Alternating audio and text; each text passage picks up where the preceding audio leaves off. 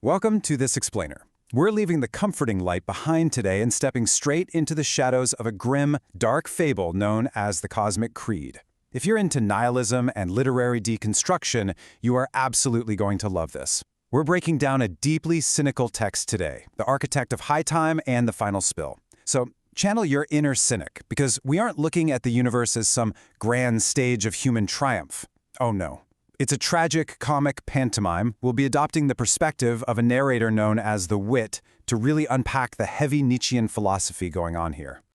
To kick things off, just listen to the Wit. Behold the irony of our scripted lives. You have to picture this character draped in heavy, royal velvet robes, sort of blurring the line between a high priest of the void and a mocking monarch's fool. The Wit delivers this with razor-sharp theatrical malice. He's actively mocking our deepest human illusion, the idea that we actually have free will, or that we're building some grand legacy. Because in this framework, everything is already written. So, here is the blueprint of the void, the scripted steps of our own philosophical demise. We'll be walking through 1. The tragic comic pantomime. 2. Becoming small, which is this idea of sacred negation. 3. The parables of high time. 4. The crimson eyes. And finally 5. The final spill. Let's get to it. Part 1. The tragic comic pantomime. We set our scene in the chapbook ledger. On one side, you have the small. Picture a fragile, shadowy imp that acts as the vanguard of the void. And on the other side, the colossal, terrifying inkblot demon. But here's the twist. The small is totally energized by this forbidden, cynical knowledge. It realizes that even this giant demon is merely a piece of the script in the universe's grand pantomime. So, true power here doesn't come from being massive. It actually comes from being diminished enough to comprehend the void. Now, to really understand this pantomime, we have to look at what the grand script is actually made of, which is living ink. In this universe, philology, the study of language and texts, isn't just some academic pursuit. It is literal reality. Human history isn't carved in stone, folks. It is literally just scribbles waiting to be drowned. This living ink is the fluid spirit of gravity. It's the inescapable, heavy pull of existence that actively rewrites all our frantic individual striving into a beautifully synchronized collapse. Moving on to Part 2, Becoming Small, or Sacred Negation. So how do you interact safely with this void? Well, we run into this Nietzschean concept of Untergang, the inevitable descent, gaining the required density to anchor reality to its final demise. Becoming a diminished remnant is basically the ultimate philosophical bridge to accepting sacred negation. If you want to pull the universe down, you've got to become the heaviest, smallest anchor at the absolute bottom. The imperative here is crystal clear. You have to abandon the expansive dance of life for the concentrated stability of negation. This deliberate reduction isn't a failure, it's a survival tactic. It is literally the only way to endure the immense, crushing weight of that living ink we just talked about without being immediately consumed or erased by it. You basically have to stop dancing and start sinking. Which brings us to Part 3, The Parables of High Time. The air thickens with the spirit of gravity as the spirit siblings begin their final dialogue.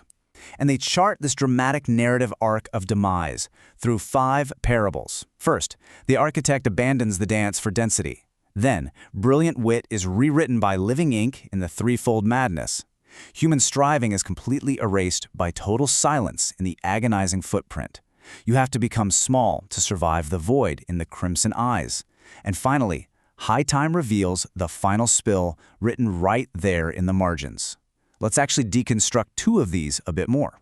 First up, the parable of the architect's trade. This one states that you must gain the density required to anchor reality to its final descent. We humans absolutely love our ultimate destinations, don't we? We build these massive monuments, we strive upward, we want to leave a mark. But the Wit completely mocks this desire. True architectural mastery in this text doesn't mean building a tower to the heavens. No, it means orchestrating a beautifully synchronized collapse right back down to the silent baseline. And then we have the parable of the threefold madness, where individual strivings are transformed into fluid ink running straight from the demon's own pen. Imagine your most original thoughts, your brilliant wit, your absolute bottomless hunger for life. This parable highlights how all of that individuality is just effortlessly rewritten by a simple draught of living ink. Your life, your grand ambitions, they're really just a rough draft waiting for the void's heavy black pen. Part 4. The Crimson Eyes. Now, witnessing the actual truth of the void is described as a burden no soul was meant to bear. This is directly referring to standing before the unblinking gaze of the ink blot demon. Think about how absolutely necessary it is to be small here. If you approach this cosmic truth with your ego fully intact, puffed up by your expansive dance, you are simply going to vanish under that gaze.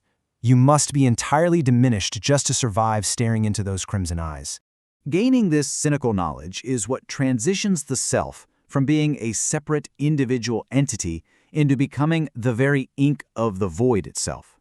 Recognizing that the entire universe is just a tragic comic pantomime, that is the exact cynical anchor you need to survive this transition. You stop fighting the script, and you realize you are the ink. And that brings us to Part 5, the final spill. We have finally reached the conceptual core of this fable. Look at the stark contrast of our cherished illusions here. Our agonizing footprints of human striving, character strokes, and legacy versus the final spill of the silent baseline, the margin. Morally, this just strips away any inherent value we place on legacy. While characters on the stage of light think their good deeds will endure forever, Hasatan is already tracing ink-stained fingers toward total, indifferent silence. Which brings us to this ultimate, inescapable conclusion from the wit. The Cosmic Creed is not a sermon of wrath, but the absolute promise of permanent oblivion. Let the script be extinguished. Let the silence be unbroken. Deliver that as the ultimate deconstructive force greeting the end of your world. In this grim reality, the ticking of the clock isn't progress.